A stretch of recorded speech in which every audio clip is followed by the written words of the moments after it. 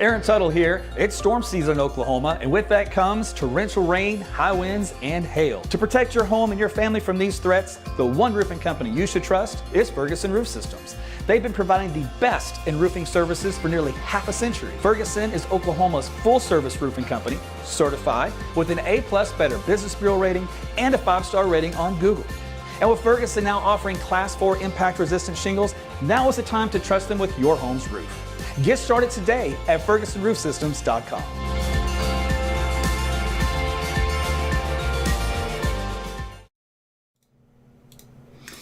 Hey everyone, Meteorologist Aaron Tuttle back with you again. It is time once again for a live weather update here on this Wednesday night, coming to you live out of Oklahoma City, covering the state of Oklahoma and surrounding areas. So yes, I've been covering the entire state of Oklahoma since 2010. And then some when it comes to video lives and stuff, 2014. So you guys in Tulsa, yeah, I always have your back. Been covering you for a long time. Still will continue to do so. So thanks for joining me out there on YouTube World and on Facebook World and on Rumble World and on X World. I still don't know what to call you guys. Is it X? Is it Twitter? Is it Twitter X? I'm going to post my links in there where you can support the efforts of what I do. You can also opt in and get some weather updates. This is through your Facebook Messenger. For you guys on Twitter and YouTube, I think you're okay on the live notifications. I think it's just mainly Facebook that kind of messes things up. But I do post there when I do go live. That way you don't miss anything if you are having trouble in those other departments. But thanks for tuning in and telling me where you're checking in from. It's always good to see how you guys are all across the country, really. I mean, it's just not just Oklahoma. You guys will check in from all over the place. It's kind of nice. Even when you're on vacation out into the tropics. Makes me jealous. I think it's why you do that. You said, hey, I'm over here sipping some nice tropical drinks on the beach. Sucks to be you in Oklahoma. So, yeah, I'll be there.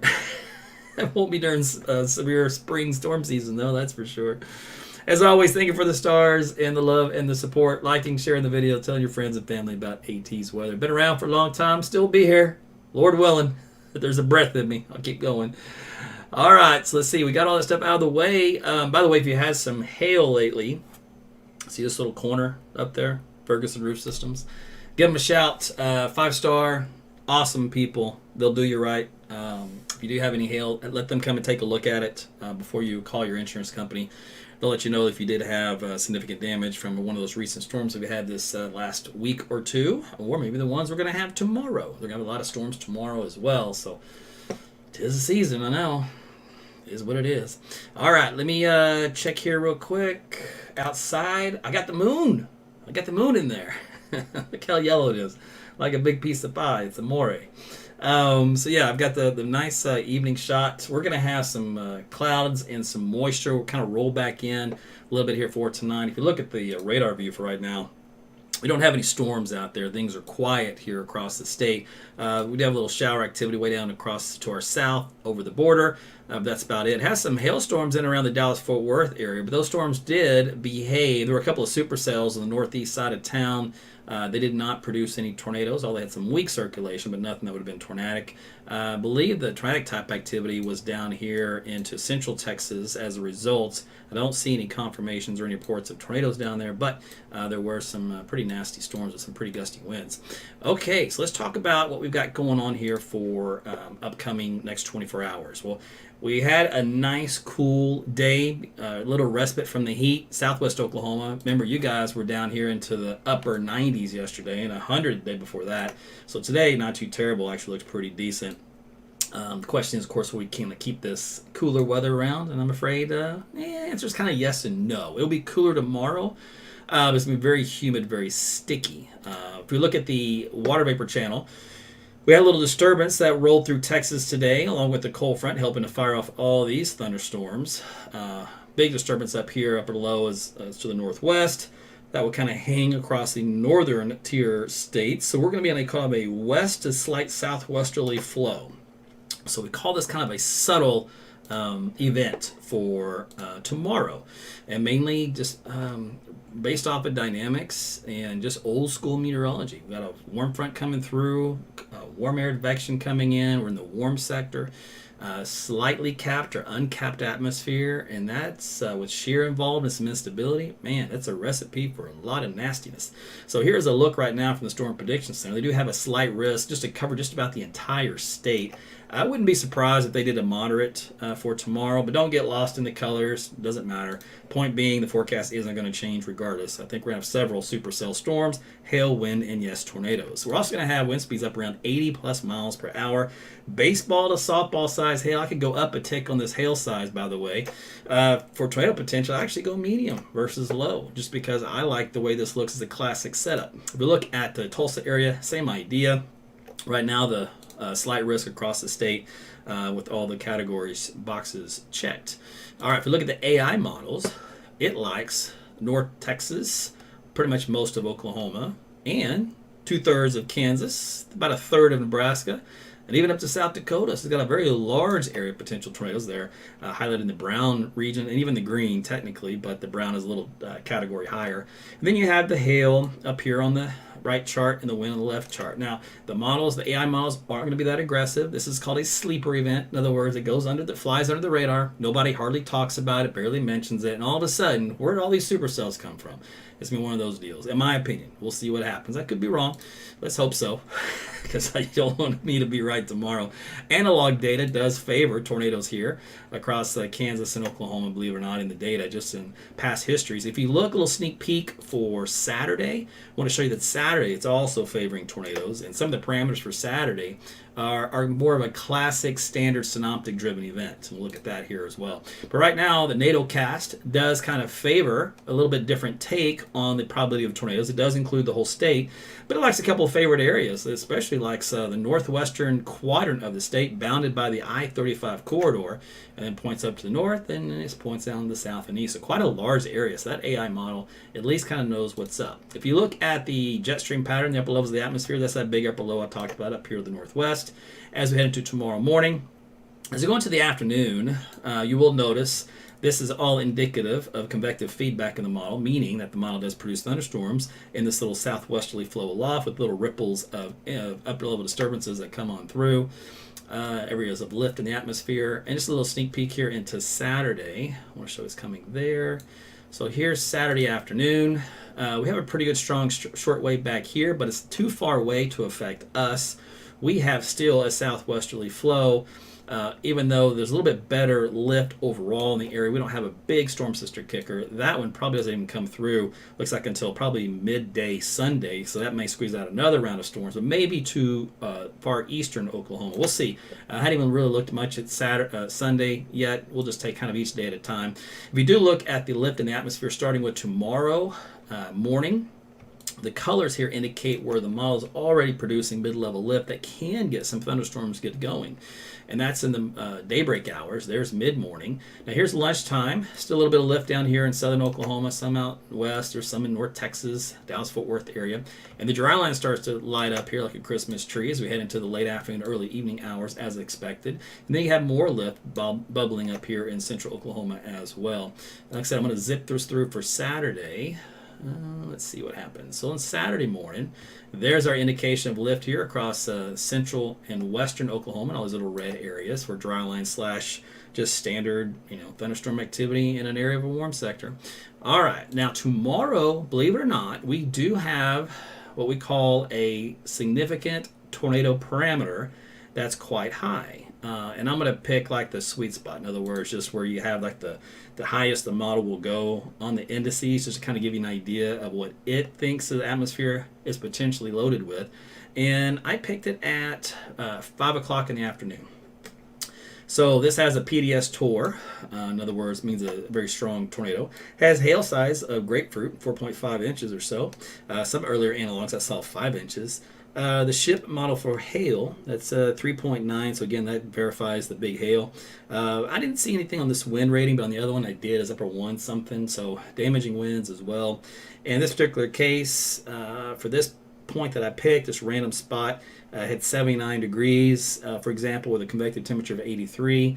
Other the plots I had randomly picked while I was looking at the forecast was like a convective temperature of 82 with a surface temperature of 81 or 80 or 82. So we're right there at the cusp, a very weak cap, and we have a lot of shear from a southeasterly direction turning to a southwesterly direction at the very low levels. So all in all, basic storm ingredients, good mixture of dry air / moisture in the atmosphere to work with.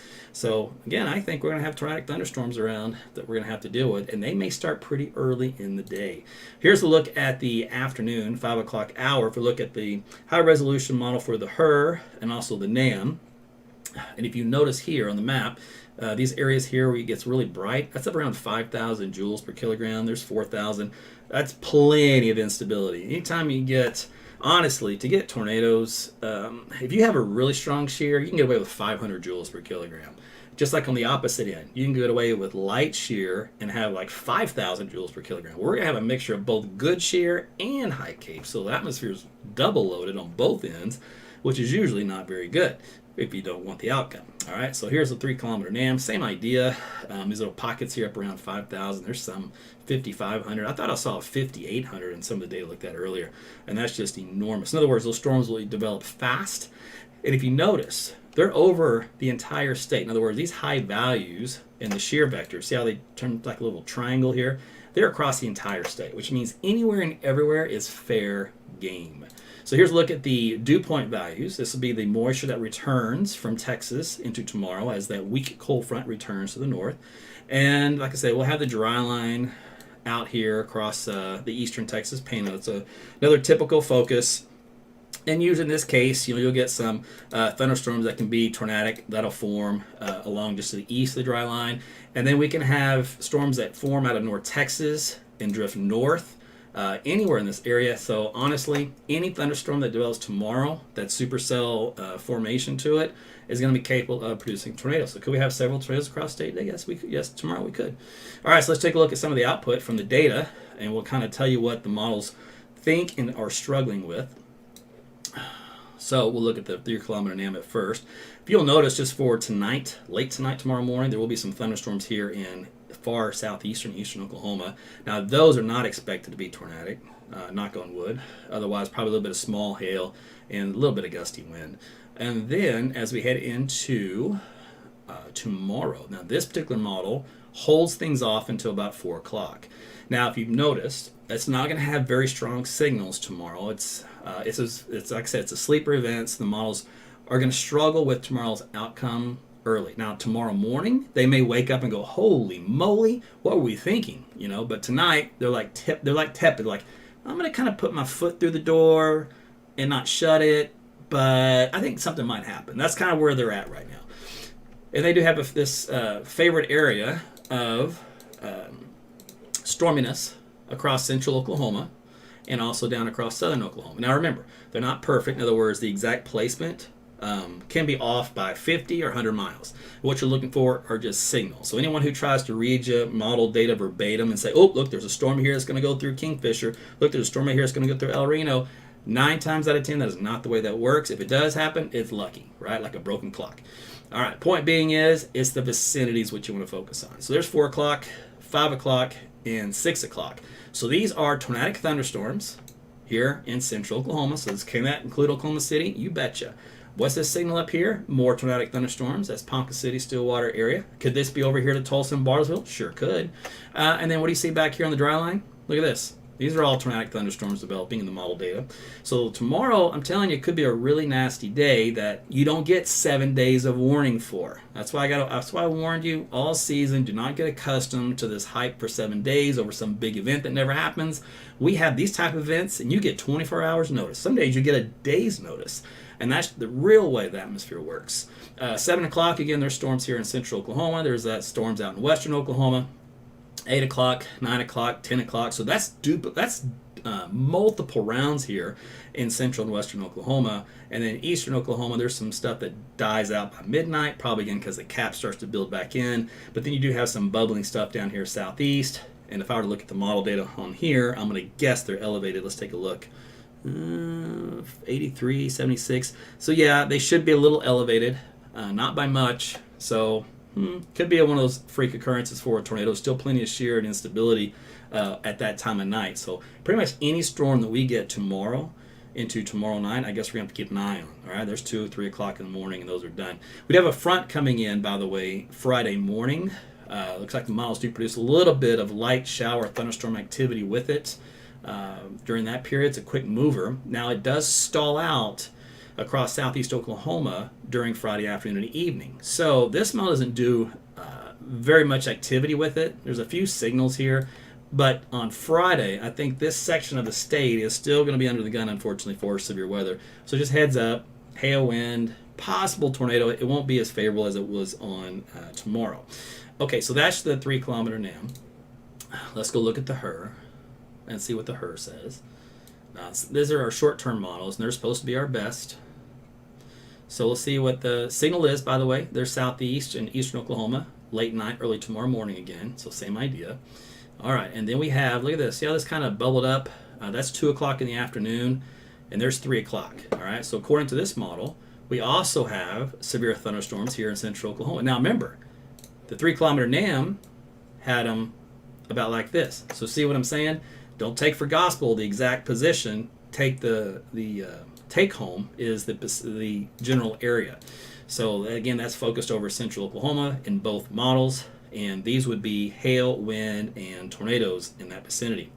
All right, now that wave moves off, and this model doesn't produce much with the dry line out in western Oklahoma. All right, so it struggles with the dry line, whereas the other model had no problem at all. So the models will struggle with tomorrow, I think, until tomorrow morning, and they'll have a better idea. But it doesn't matter, because I already tell you what the take-home is. We can ignore the specific output and just look at the generalization. But then there's that Friday signal with this model down here across southern Oklahoma, for some big storms, hail, wind, and potential tornado down here along the Red River area. So you guys down here for Friday, you'll have to deal with storms while the rest of us do not. Okay, so we do have a couple others we can look at.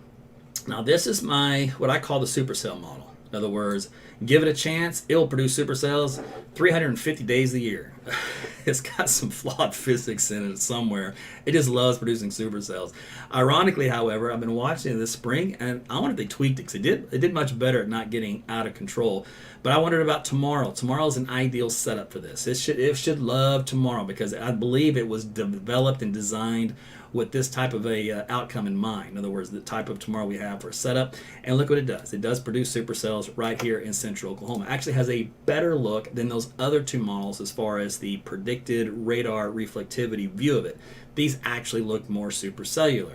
So that's good. That means that jives, that's confidence for me that jives that I'm on the right track with the forecast regardless of what the different models have to say.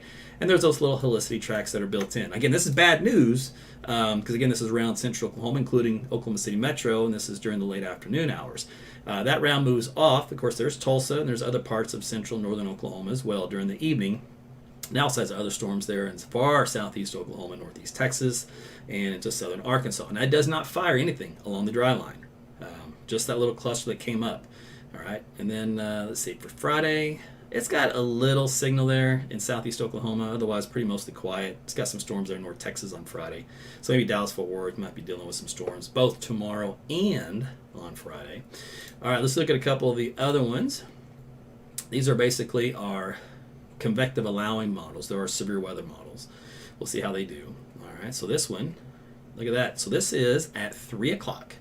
So this actually has developing severe weather at 3 o'clock, North Texas, South Oklahoma, and then that activity expands at 4 o'clock and 5 o'clock here. But notice how it keeps the bulk of it in south central Oklahoma versus right here in the middle of the state.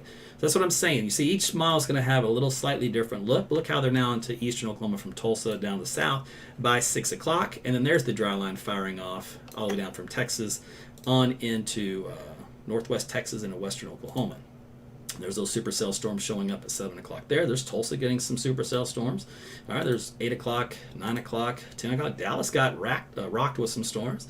All right, then the cap builds in and things start to weaken according to this model, and everything's quiet. Let's see, is it doing anything for Friday? No, very, very weak signals, maybe something. Otherwise, it favors Texas again. All right, we got one more cam model to look at just to see what it has to say, if it's anything different. And so there's our little signal there, weak, and that's actually a couple of hours earlier. That's around 2 o'clock in the afternoon. Doesn't do much with it though, and then it kind of fires stuff off at 5 o'clock, 6 o'clock, and 7 across western Oklahoma through the dry line. And those storms move east. So these are all helicity tracks up here.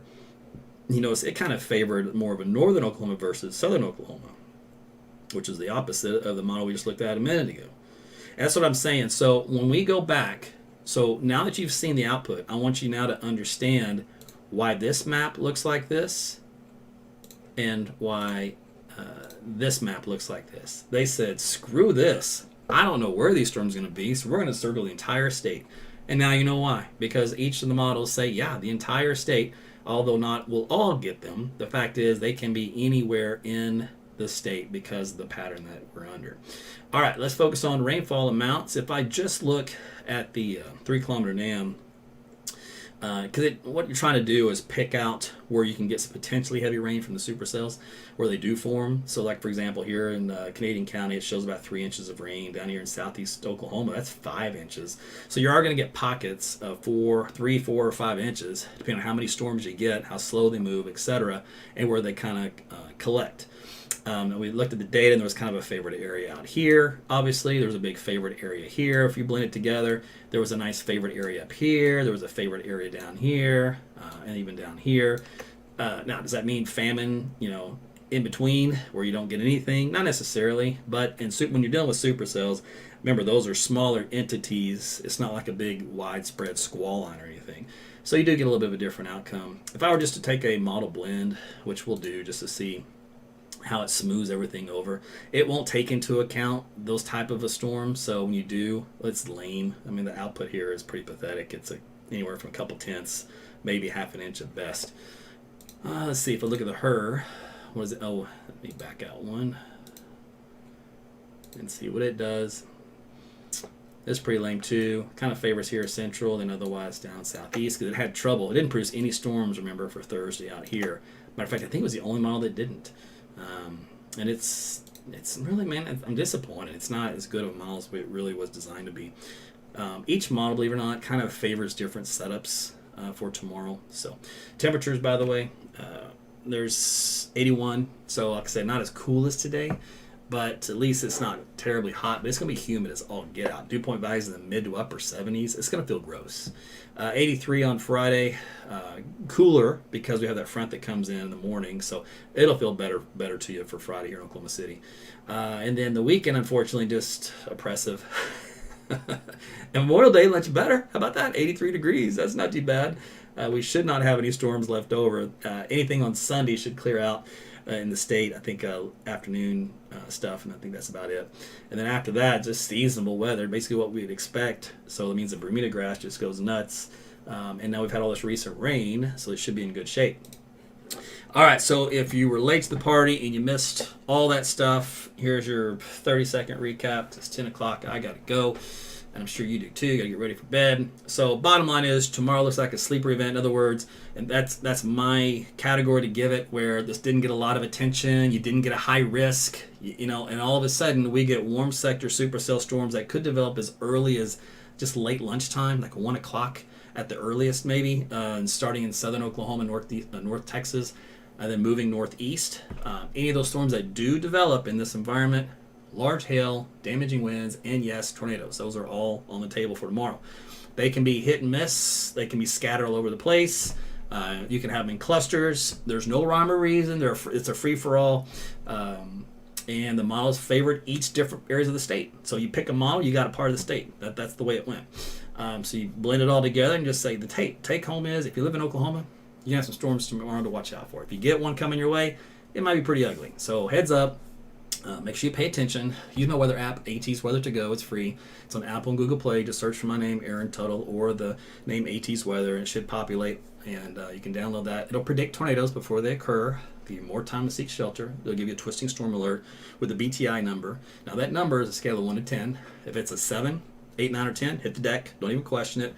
You can question it after the fact. If it's a 4, 5, or 6, it means you might want to go ahead and start thinking about it. I would go ahead and do it.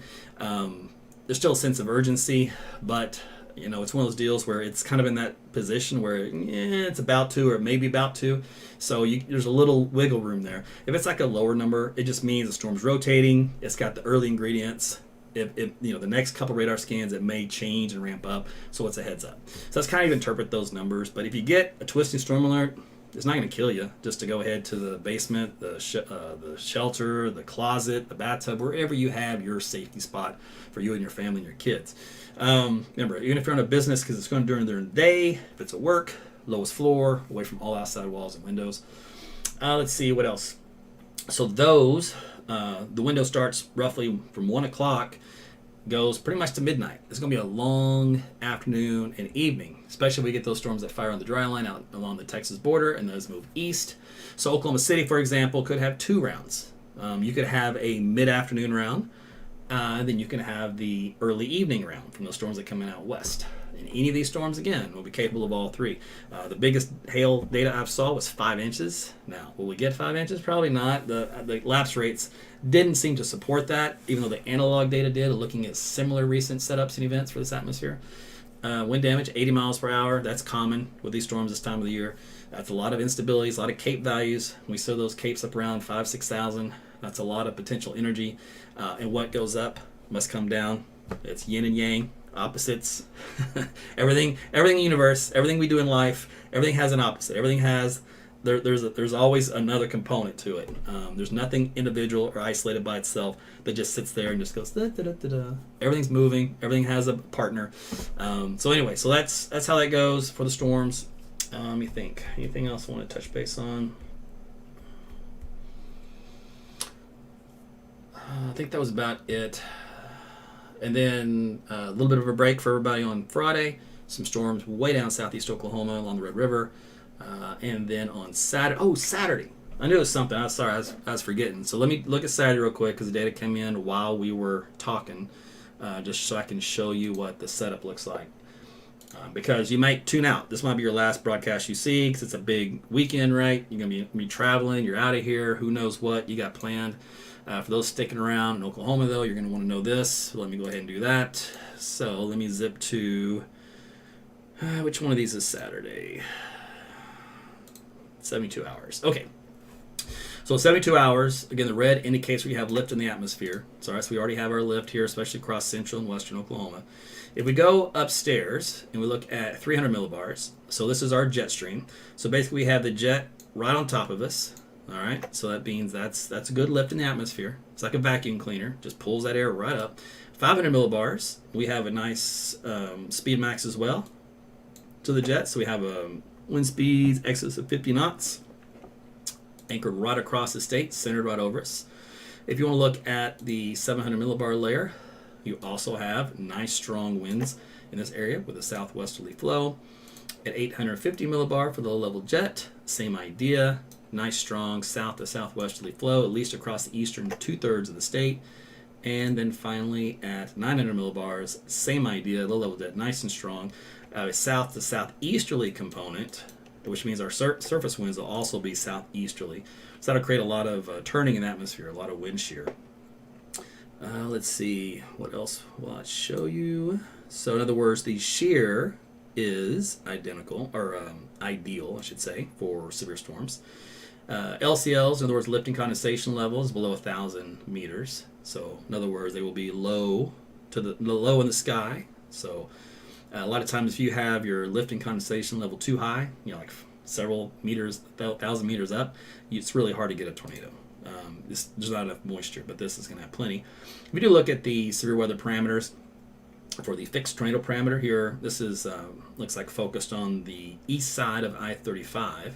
I'll just pick this little spot right here just to show you what the atmosphere looks like. This particular case, nice photograph, standard supercell classic profile. Looks like up here in the whisker box plot of an EF4 strength of a tornado probability. Let's see, large hail, check. And of course, cape value is 5,000 and not much of a cap. It looks like it's got a weak cap. Temperature expected of 93. For the convective temperature over here, 83. So if that were to hold, then that means we'd be capped for the late afternoon and evening. So that means we would have to get storms that came in from the dry line and move into this environment And then as they did, although the parameters increase for tornadoes, the cap is also stronger. So we have that balance, right? Just like we had the other night, they were producing tornadoes. They were very strong. They came into Canadian County and they got into Oklahoma County and poof. So we could have a repeat performance of that similar. We'll see. I mean, we're still a couple days away. But right now, that's what the data is starting to look like in the earlier trends anyways. And that's something that we'll just kind of watch for. All right, so that kind of gives you the general idea. As far as output goes, this model usually doesn't produce a whole lot of output, but we can see what it does, just as an example. Okay, look, it's got one storm. Like I said, it doesn't produce a lot of output. So it's got one storm, that's saying something, believe it or not. As silly as that sounds. All right, and then that storm looks like has it moving up here, or either that or another one formed and the other one died out, whichever, between Oklahoma City and Tulsa at Saturday evening, and then it vaporizes by midnight, again, because the cap is strong. So signal would be for it to hang in there across central Oklahoma and weaken quite dramatically once it got to, say, Stillwater, Shawnee line, kind of a north-south line, to where it was non-existent by the time it got to Tulsa. So we shall see. But again, that's some early data. All right, so I just want to give you a heads up on Saturday. Otherwise, the rest of the day is fine. It's just warm or hot and humid and windy kind of a deal. So it would be a very late afternoon and evening from storms moving from west to east across the state. So just want to bring you up to date on that. So I got you covered for those 3 days. Like I said, Sunday I think is mainly should be across maybe the eastern third of the state. We'll see. And then that clears out so that Monday's pretty decent. All right, well that's it for me as far as everything I had to say. By the way, thank you to everyone that did send in stars tonight on Facebook. And for those that do watch the live tornado coverage that I do, I know a lot of times you'll ask me questions and stuff, and I wish I could read them all, but I don't think I have to let you know that it's impossible, because just so you know this, just so you know how my mind has to work, but which I would love to read your comments during those times. But first off, I'm constantly thinking, right? Because I'm analyzing radar data on the fly, and I'm predicting, processing how the storm looks visually, and predicting when I think it's going to tornado or when I think it's going to weaken if it is producing a tornado, and looking at all the other things on the map to tell me that as well. And then I look at a ton of website data where we look at different parameters so that I can know what the atmosphere is looking like across different parts of the state. We look at the Storm Prediction Center discussions that come in. We look at anything from the Weather Service. We run the short-term, high-resolution war-known forecast, which is like a 3-hour model to see where the storms are going to move. Are they going to weaken? Are they going to strengthen? We look at live data reports, storm track reports. Then I'm looking at live video sources from storm chasers, making sure my software is working properly so that we're not dropping the feed and anything I've got to switch over there. I'm monitoring the Weather Service chat room in case they have something of importance to say. I'm running my camera if I need it. I'm looking at 3 TVs on 4, 5, and 9 to look for any helicopter footage or any other storm chaser footage. Monitoring my phone for my storm chasers that do go out there when they contact me to say, hey, I got a live feed up and I've got a tornado. So I'm doing all of that and talking. So when I'm doing all that, it's impossible for me to read your comments, just so you know. But I want you to know how that works on my end, to try to put yourself in that situation and then go, good grief, man.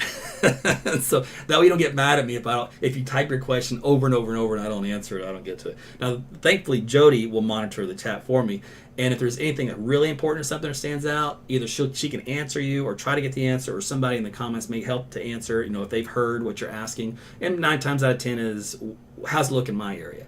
And Jody will get on there and say, look, if he ain't talking about your area, that's good news. You don't want him to talk about your area because he is only on the air for tornadoes. If he is on the air, it's because he expects tornadoes. Otherwise, he's not going to mention you, which is good.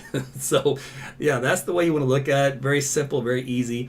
And if we do have a couple of storms that are producing tornadoes, I have to go back and forth, right? And then sometimes you get tunnel vision, where you're focused on those two, especially if they're doing damage. And I'm doing street level tracking, because I don't just show you a broad general map with the polygon over a county and just let that sit there and I tell you, oh, watch out, there's a tornado somewhere in there, and the whole county that needs to take shelter. I don't do that. I tell you, A, if there actually is a tornado, we go and find it. B, I tell you what intersection it's on, what intersection will be on next, And then C, we look under the radar to see where is it? Is it even is it city limits, or is it over a cow pasture where nothing's in the way, right? So we look at all that stuff too. What else? The other thing is make sure you know where you are, especially if you're new here. I know that's hard. So you have to memorize, what county you're in, what your closest city is, what part of town you're in, get your bearings. That helps as well. My weather app, AT's Weather to Go, I can't stress enough. It's like a fill-in for me. If I've got to cover 2 or 3 storms and each one are producing tornadoes, and maybe there's a 4th storm and it does have a tornado, and I haven't talked about you for the last 3 minutes because I've been talking about the other storms for 3 minutes, and by the time I get back to you, it's going to be 5 minutes, right? So maybe there's something like that that's happening. That's why you want to use my weather app. So when you do it, you can go through the map, you can turn on the arrows, which gives you direction. You can tap those arrows, it'll tell you what's inside the storm. There's a little white box on the end of the arrow. A big box will come up. It'll give a name of a storm, usually like a direction and a speed. So maybe it'll say like northeast at 35, or maybe it's the storm ID. Regardless, you can click on that box and it opens up a whole new page where there's a little slider, and when you do that, it'll tell you the time of arrival. And that way you can get your own storm track for your own time of arrival for when that storm will be affecting you. So it's another workaround to help you out when I'm focused on maybe some other tornadic storm. And that can happen, for example, situation like this, and this was always a frustrating thing, and when I did this in TV for 12 years, there's no simple solution. May 3rd, those type of events, when you have multiple tornadoes, you can't cover them all at the same time. It's impossible. So what the TV news guys will do, because remember, I worked in that field, and pretty much what I would do, even though I want to cover them all, I can't, right? So what the human nature is, you cover the worst one. Because here's the deal. You could have one of our mini EF0 tornadoes and EF1s, and if I've got an EF2, an EF3, an EF4, and EF5, I'm sorry. You're not going to get any coverage on those EF0s and 1s. Why? Because they're not that dangerous, all right? As long as you're in an adequate shelter, you're fine. That probability goes up where you're either not in adequate shelter and or you're in these stronger to violent tornadoes. So those, therefore, by default, get more of the attention. It's just the way it goes. With human nature, you want to protect against the worst threat. So when it comes to tornadoes, I know they're all serious, and I tell you that, but I also tell you statistics and probability, and I show you pictures of what happens in an EF0 or EF1 tornado. It's not a problem unless you're in your car and you get hit. You might get rolled or spun, or if you're in a mobile home. That's for that particular tornado. That's the worst case scenario. If you're in a well-built home or a well-built business, you're fine. It's not an issue as long as you're not right up against the window and glass hits you. So that's kind of, you have to look at things. When you're in those higher category of winds and stronger tornadoes, where we do have storm spotters that have verified, either the damage level or the size of it, or we can get a visual, or I can check the actual speeds on Doppler radar. All that, again, puts things in a different category of concern. Therefore, they get a lot more attention. So I hope that all makes sense. It's not because I don't love you. If you're getting an EF0, it's just, you're fine. Just stay in your shelter. I got to go over here where there's an EF4, and those people are going to be in trouble, right? So I got to do that too. So that's the frustrating part. Watching TV, I get it. So when I developed my app and I had it out for you guys, that was part of the process. I'm like, look, I need something for a backstop for you when I can't get to you when you do want to get information, and the app will give you that as well. So I'll still try to get to you. It's just probably not as often as those with the stronger or violent tornadoes versus the very weak ones. So that's kind of how that works in the weather world. There's no simple solution. There's no easy answers. And unfortunately, it is what it is. And so it's how you have to deal with it. All right, so that's it for me. I'm going to get out of here, but I appreciate you guys tuning in, watching. Again, I'll do a live lunchtime tomorrow. And if we're already in severe weather coverage, well, so be it. We'll be dealing with it. I'll be covering storms. I do expect tornadoes tomorrow, so I do expect to be on the air. Fingers crossed nothing happens, right? But I don't know. Weather and history and analogs say otherwise, so we'll see what happens. You guys sleep well, though. We'll get through it just fine, and we'll deal with it tomorrow. You guys sleep well. Take care, and we'll see you on Thursday.